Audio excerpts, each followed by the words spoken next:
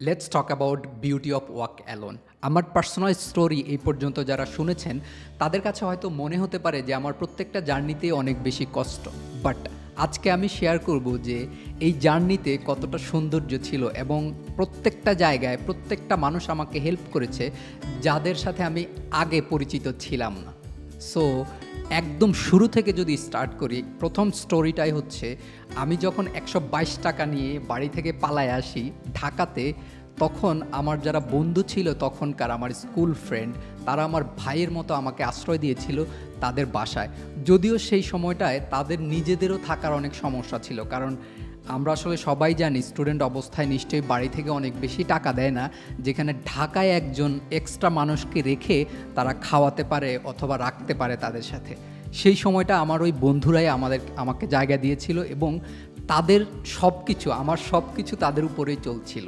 এরপর স্টোরিটা হচ্ছে আমি ওইখানে সারভাইভ করতে করতে আমার মনে হচ্ছিল যে আমার তো চাকরি লাগবে।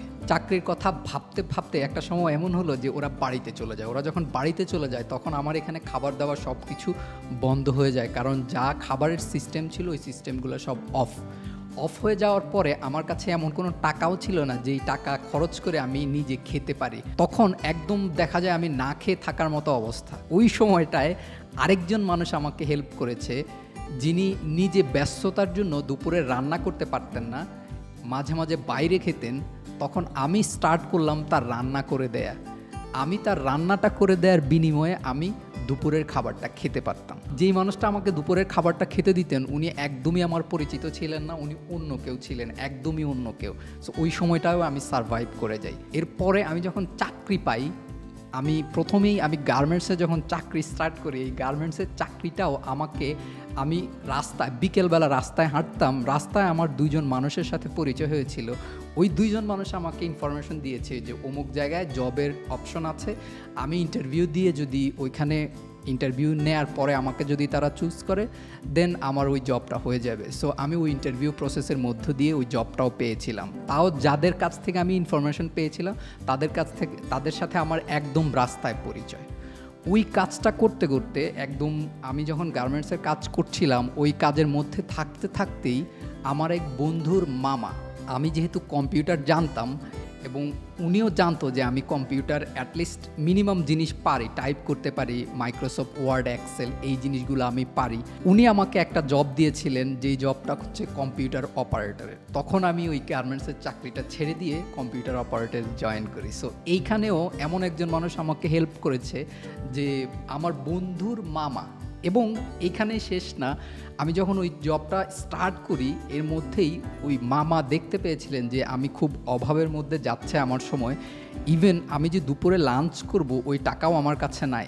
মামার অবস্থাও যে খুব ভালো ছিল তা না, ওই জবটাও খুব বেশি ভালো ছিল না, বাট ওনার অভাবের মধ্যেও উনি আমাকে দুপুরবেলায় লাঞ্চের জন্য দেখা গিয়েছে যে ওনার পকেটে খুব কম টাকার মধ্যেও উনি আমাকে টাকা দিয়েছিলেন লাঞ্চ করার জন্য, যেন আমি খেতে পারি। ওইটা থেকে বেরোয় যাওয়ার পরে এগেইন আমি আবার যখন নতুন করে স্টার্ট করি, একটা সময় ছিল যে আমি তখন ঢাকা ছেড়ে চলে যাই বাড়িতে এবং আবার ব্যাক করে যখন একদম ফাইনালি স্টার্ট করি, ফাইনালি আমার এক রুমমেট ছিল, ওই রুমমেটের মাধ্যমে আমি আমার প্রথম জবটা পাই। যদিও প্রথম জবটা আমার সাথে টাকা পয়সার ডিল ছিল না, বাট আমি চাচ্ছিলাম যে একটা প্রফেশনাল জায়গায় ঢুকি, যেই প্রফেশনাল জায়গায় ঢুকলে আসলে প্রফেশনালদের সাথে কাজ না করলে তো আসলে প্রফেশনালি কোনো কিছু শেখা যাবে না। সেই জন্য আমি সামহাও আমার ওই রুমমেট আমাকে হেল্প করেছে প্রথম জবটা পাইতে। অ্যান্ড দেন ওইখান থেকে যখন ওই জবটা ছেড়ে দিয়ে আমি যখন মুভ করি, তখন আমাকে আরও একজন মানুষ হেল্প করেছে আমার দ্বিতীয় জবটা পাইতে। তার সাথেও আমার ঢাকাতে পরিচয়, এবং এই পরিচয়টাও অনেক ইন্টারেস্টিং। আমার কাজের মাধ্যমে এমন একজন মানুষের সাথে আমার পরিচয় হয়েছে, যিনি আমাকে ইন্ট্রোডিউস করায় দিয়েছে আর একটা সংগঠনের সাথে। ওই সংগঠনে গিয়ে আমি ওনার সাথে মিট করেছিলাম। এই প্রত্যেকটা মানুষের সাথে আমি মিট করেছি যারা আমার আত্মীয় স্বজন কেউ না, যারা আমার সাথে কোনো না কোনোভাবে এই পথ চলাতে, এই জার্নিটাতে আমার সাথে পরিচয়। এরপরে আমি যখন আমার জবটা হারাই ফেলি, সাডেনলি যখন আরেকটা জব হারানোর পরে আরেকটা মানুষ আমাকে হেল্প করেছে, যেই মানুষটা আমাকে হেল্প না করলে হয়তো আমি আজকের এই জায়গায় অ্যাজ এ মোশন ডিজাইনার হিসেবে আমি নিজে যেইখানে আসছি এটা কখনোই সম্ভব ছিল না। সো সেটা ছিল আমাকে যিনি জিটিভিতে চাকরি পেতে সহযোগিতা করেছিলেন। অ্যান্ড দেন এগেইন জিটিভিতে চাকরি পাওয়ার পর আমার এত প্রথম দিক থেকে শুরু করে একটা সময় ছিল যে যেই বেতন আমি পাচ্ছিলাম এটা দিয়ে আমার পক্ষে চলা অসম্ভব হয়ে যাচ্ছিল এবং কাজ টাজ মিলায় আমি চাচ্ছিলাম যে আরেকটা জায়গায় সুইচ করতে। আমি চাইলে তো আর হবে না, কেউ তো আমাকে আসলে ডাকতে হবে বা কেউ তো আমাকে জবটা দিতে হবে। আমার তো পরিচিত এমন কেউ নাই যার মাধ্যমে আমি অসহজেই পেয়ে যাব জবটা। সহজে আসলে জব কখনোই পাওয়া যায় না, জব পাওয়ার জন্য স্কিলটা ডেভেলপ করতে হয়। আমি যেহেতু স্কিলটাও ডেভেলপ করছিলাম, আমার কাজের কোয়ালিটিও ভালো হচ্ছিল, আমি এক্সপেক্ট করছিলাম যে অন্য একটা চ্যানেল থেকে যদি একটা ডাক আসে দেন আমার জন্য ভালো, কারণ আমি খুবই ক্রাইসিসের মধ্য দিয়ে ওই সময়গুলো পার করছিলাম। ওই ক্রাইসিসের মধ্যে হঠাৎ করে ফেসবুকের মাধ্যমে আমাকে একজন নক দিল যে আচ্ছা তুমি কি অমুক জায়গায় জয়েন করবা কিনা। অমুক জায়গায় জয়েন করার অফার পেয়ে তো আমি একদম মানে লাভ দেওয়ার মতো অবস্থা। তখন সাথে সাথেই আমি ওখানে গিয়ে সিভি জমা দিলাম, সিভি জমা দিয়ে ব্যাক করলাম। কিছুদিনের মধ্যেই আমাকে ওইখান থেকে HR থেকে ডাকলো যে আপনার ইন্টারভিউ, আপনি আসেন। তার আগে একজন আমাকে ইনফর্ম করলো যে অমুক জায়গায় জব করবা কিনা। যেখানে জব আমি পাচ্ছি বা যেখানে কথা হচ্ছে ওইখানে যিনি ইনচার্জ ছিল, আমার আগের যেই জবটাতে আমি ছিলাম ওই জবটার বেতন আমার এত কম ছিল যে এই বেতনের কথা যদি HR অথবা ম্যানেজমেন্ট জানে তাহলে আমি যেই বেতনটা এক্সপেক্ট করছি ওইটা দিবে না, কারণ এটা ডাবলের চেয়েও বেশি হয়ে যায়। আমি যেই অ্যামাউন্টটা এক্সপেক্ট করছি ওই অ্যামাউন্টটা আমার কারেন্ট স্যালারির ডাবলের চেয়েও বেশি হয়ে যায়।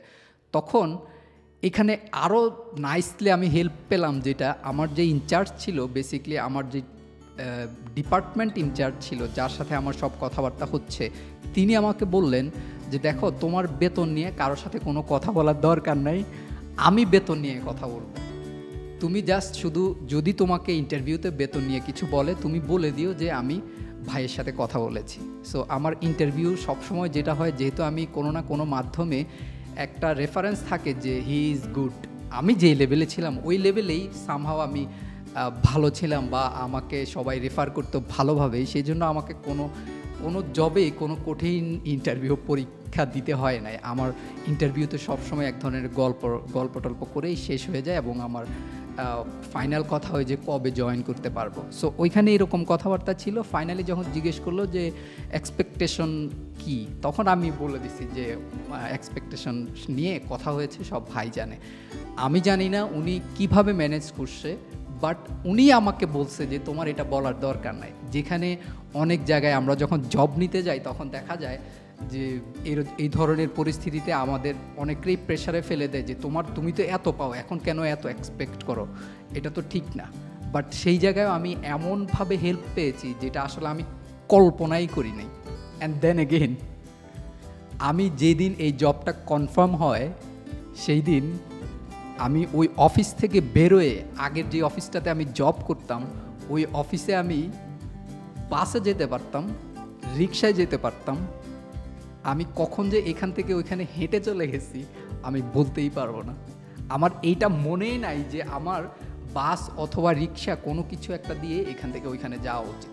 যদিও এটা খুব বেশি দূর না, এটা হচ্ছে ধরেন কারণ বাজার থেকে শিল্পকলা এরকম ডিস্টেন্স। এই কারণ বাজার থেকে শিল্পকলায় আমি চাইলেই বাসে যেতে পারতাম, বাট আমার মনেই ছিল না যে আমি কোনো একটা কিছুতে যাই। আমি এতই ঘুরেছিলাম এবং এতই রিলিফ ছিলাম যে আমি হেঁটেই এখান থেকে ওইখানে চলে গিয়েছি।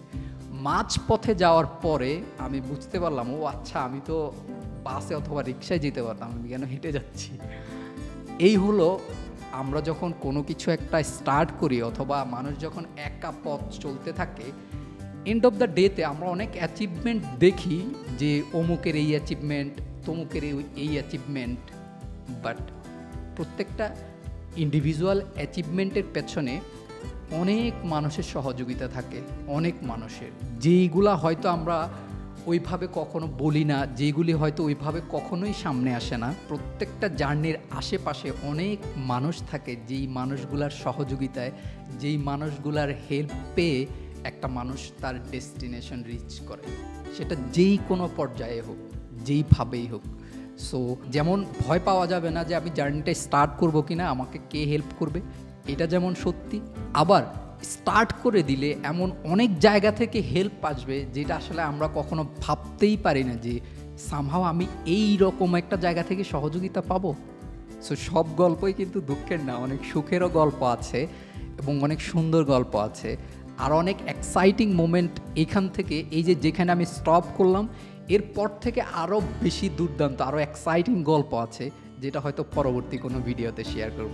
So thank you so much for watching my video and please I need your support. Don't forget to subscribe my channel. Thanks again.